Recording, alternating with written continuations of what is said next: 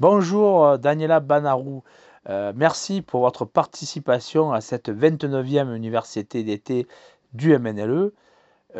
Aujourd'hui, vous nous avez présenté à Arcachon les différents rapports de l'IPEBS et sur la biodiversité, la perte de biodiversité terrestre et maritime, l'interface entre les deux.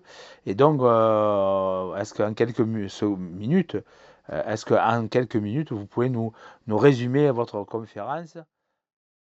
Alors, donc je vous ai parlé de la biodiversité sous toutes ses formes, hein, donc que ça soit la diversité telle que tout le monde comprend, la diversité des espèces, mais pas seulement, la diversité évolutive, la diversité fonctionnelle, organisationnelle, spatiale, d'abondance, etc. Toutes les formes de biodiversité à l'heure actuelle sont affectées par les activités anthropiques qui sont en forte augmentation en lien avec l'augmentation de la démographie. Et donc, du coup, voilà, on se pose la question de la conséquence, la modification de ces diversités sur l'usage qu'homme pourrait en faire, sur le bien-être que l'homme retire du lien avec la nature et ces différentes formes de la diversité. Et donc, voilà, on est face à une situation extrême, pratiquement on parle de la sixième extinction actuellement, qui risque de nous mettre en danger le mode de vie actuel, à nous et à toutes les autres espèces dont on dépend, dont notre survie dépend. Donc, il est important de prendre conscience, mais pas seulement, entreprendre des activités, des actions concrètes de management afin de limiter ces pertes. Et donc, notamment, je vous ai parlé aussi donc, de cette importance de zones de transition entre la mer et la terre. Donc, l'impact des activités terrestres, zones côtières qui sont extrêmement fortes sur la biodiversité marine.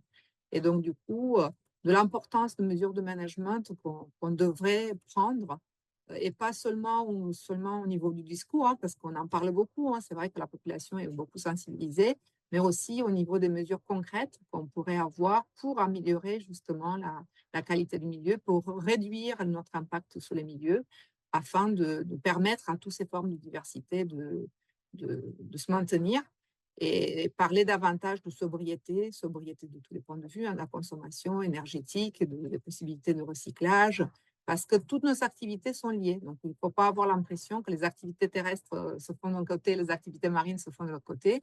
Toutes nos activités sont liées et du coup, avoir une vue d'ensemble à plus grande échelle et à long terme afin de prendre en compte ces différentes interactions, ben, il me semble essentiel pour justement avoir un maintien durable de cette diversité.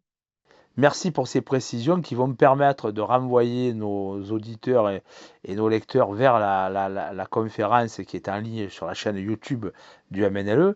Mais vous avez abordé en conclusion de votre intervention, avec un regard assez critique, les actions qui sont menées sur ces questions de climat et de biodiversité. En fait, oui, parce qu'on fait beaucoup de sensibilisation et certes, c'est nécessaire, mais il me semble aussi important, au-delà de l'action individuelle des citoyens, qui sont nombreux, hein, mais qui sont toujours dans l'expectative de mesures à un autre niveau, au niveau des grandes industries, au niveau de l'agriculture intensive, qui peuvent être source de pollution importante, au niveau de la surexploitation de certaines ressources.